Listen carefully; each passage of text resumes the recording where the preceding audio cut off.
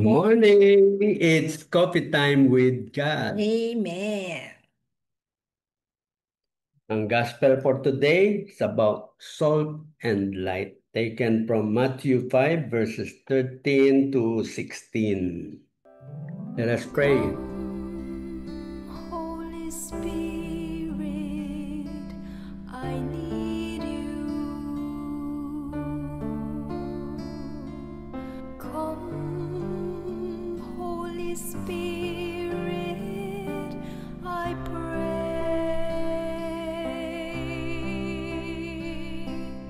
Come with your strength and your power.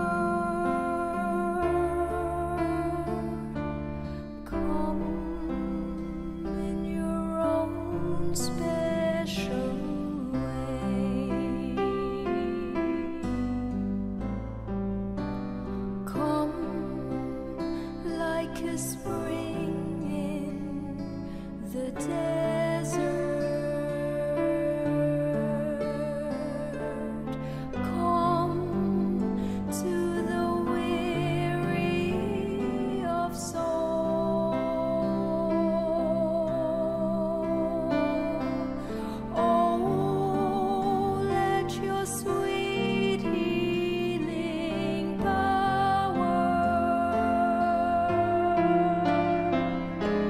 touch me and make me whole.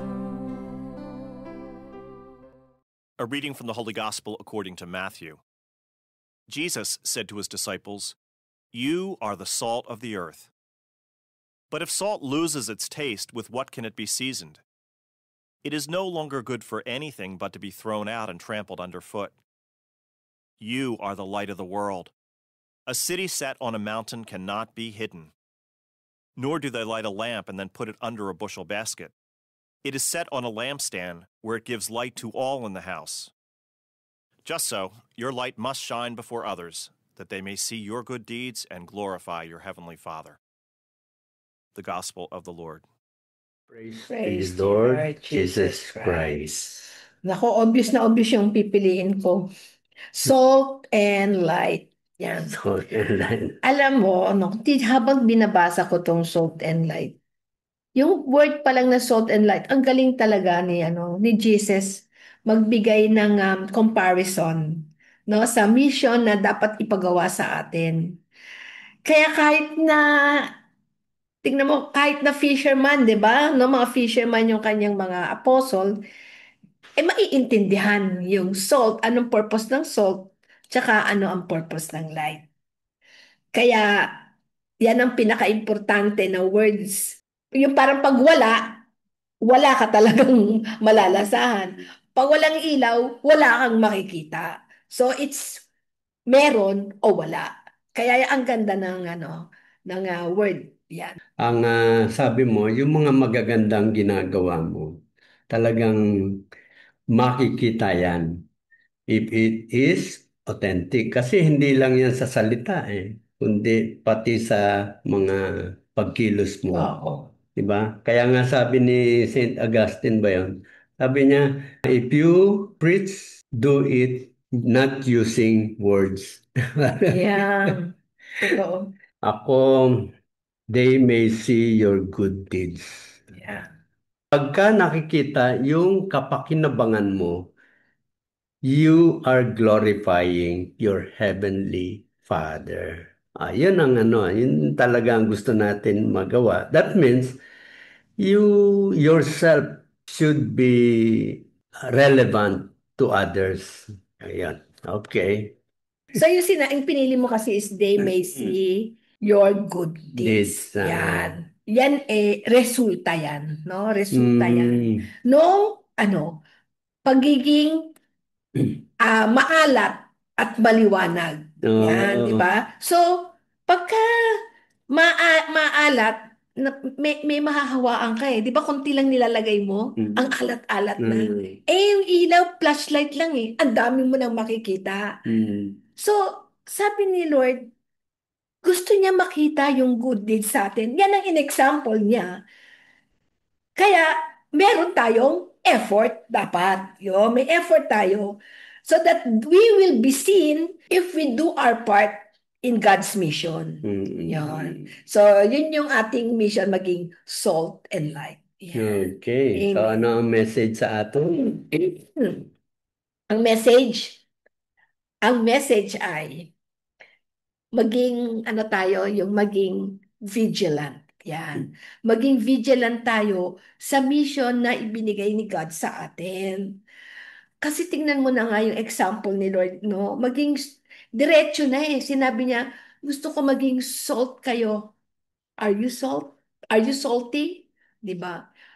Maliwanag ka ba? Kasi pag hindi po tayo naging ganun sa mission natin dito sa mundo, no? Lahat po tayo may mission, ano? Iba-iba po 'yan. Baliwala po. Hindi po tayo uusad. Parang stagnant po tayo. Paano yun? Gusto natin maging evangelizer kasi sabi natin, Lord, we like to follow you. Pero paano tayo magfo-follow kung stagnant tayo? Hindi tayo nakikita, hindi tayo nadarama. Nadarama yung alat di ba? So, kailangan tayong gumalaw. No? Meron tayong effort. Example, kung meron tayong, ako sa bahay, ikaw sa simbahan. Kunyari sa bahay, paano ka magiging salt and light sa pamilya mo kung nakahiga ka lang, wala kang ginagawa, nanonood ka lang lagi ng Netflix, o kaya wala lang, di ba? Wala kang taong kinakausap, no? Hindi mo kinakausap yung anak mo, hindi mo kinakausap yung asawa mo, wala lang. Paano siya makakawa sa iyo kung hindi niya naririnig yung word of God sa iyo? Di ba? Gusto mo mag-proclaim ng good news? Or, nakikita niya, nagsisimba ka, nag-ano ka, hindi yung nakapako ka lang sa bahay. So, kailangan maging light ka and salt through the actions that you do. At malalaman mo lang yon kung naging effective ka, kung nakikita mo na yung anak mo o yung asawa mo na nayayaya mo na sila magmisa, no? Tapos makikita mo kasi talaga hindi pwedeng hindi mo makita. Kasi nakakahawa 'yan, no? Nakakahawa ang maging salty at saka ang maging ilaw. Amen. Ngayon, yun sa akin naman, tingin ko ang message sa atin, yung maging relevant ka sa lahat ng tao na ibig sabihin kahit hindi personally or face-to-face na encounter mo, kung nakikita yung ginagawa mo, naririnig yung iyong mga sinasabi, or yung iba ang nagkukwento about what you are doing, you become relevant to others. And when you become relevant to others, you glorify the Father. Ito na yung gustong-gusto natin. Talagang magiging masaya ka. And ang nakikita ko nga, when you are relevant, you feel good. Hindi ka apektado nung ibang tao. Kasi when you are in a place, makikita mo pare-pareho ka nandyan sa place na yan. Others, iba-iba ang nararamdaman ng mga tao dyan. Yung iba, bored na bored. Yung iba, parang wala silang feeling o indifferent doon sa mga nangyayari. Pero yung iba, ang saya-saya nila. Yung iba, they are truly parang very meaningful ang nangyayari doon sa place na yon. So, ano ang ibig sabihin nun? Di ba? So, are your happiness, your joy, or yung iyong sadness ay nanggagaling sa labas or nanggagaling sa iyong kalooban? Yun yung yun siguro ang ibig sabihin nito. If you are a salt and a light, yan dapat manggaling sa kalooban mo. Hindi ka nakikisakay sa nangyayari sa event, hindi ba?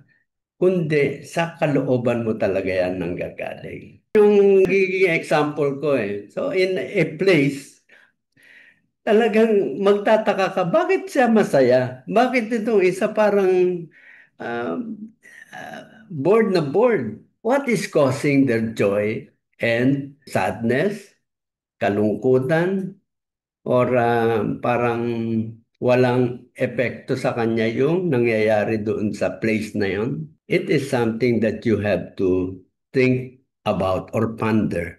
Bakit kaya ako ganito? Especially when you are parang negative ang nararamdaman mo. Not yung pagka nandun ka, I am supposed to be joyful, no?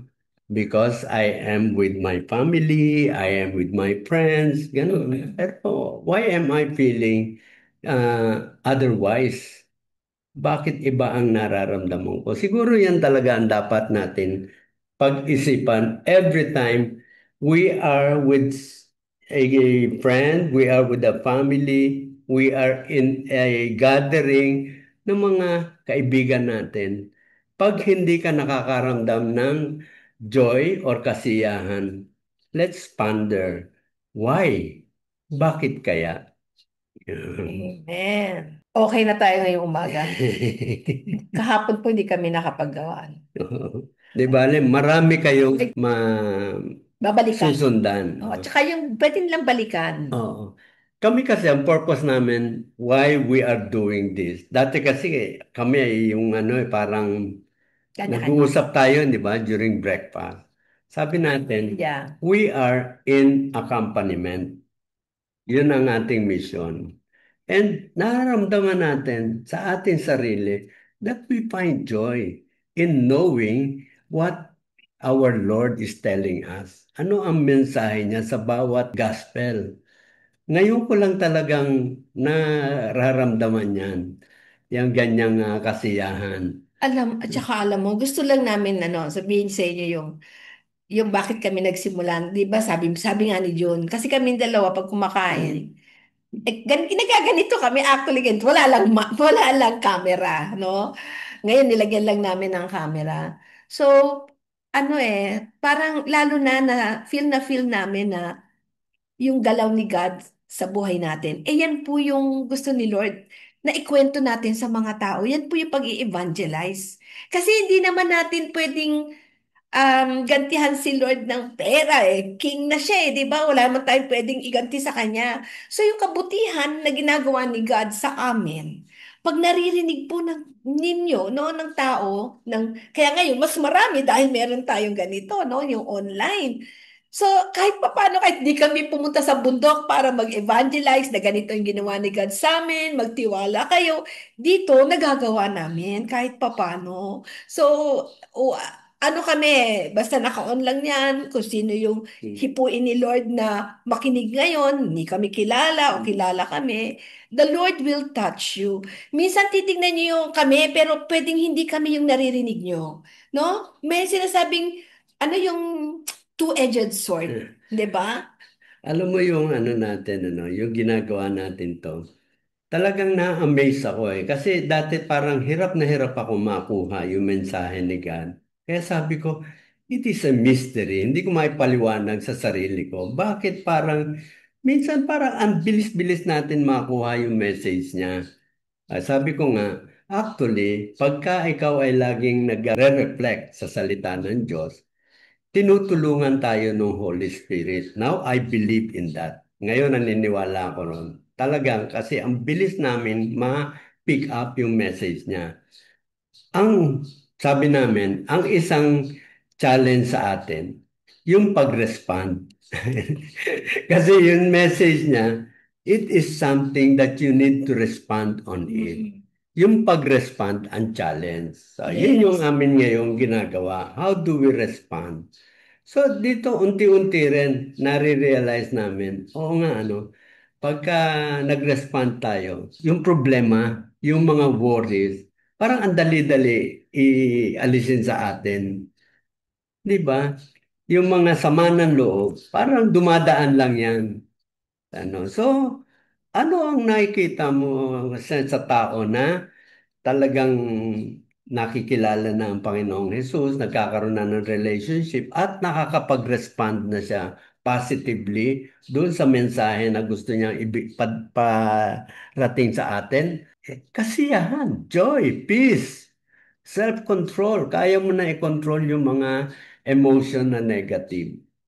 So, hopefully, kayo unti-unti, habang nakikisabay kayo dito sa reflection na ginagawa namin, later on, you will find yourself doing. Lalo na, ang sabi nga namin sa mga, pagka kayo ay nakikinig dito, find somebody else to reflect with that, yung Partner. mahal mo, lalo na asawa. Yeah. Yan, anak, okay din yan, or nanay mo. So these are the thing that we do with another person na malapit sa'yo. Mm. Okay? Okay. Sige. So see you Tomorrow in our coffee time with God. Amen.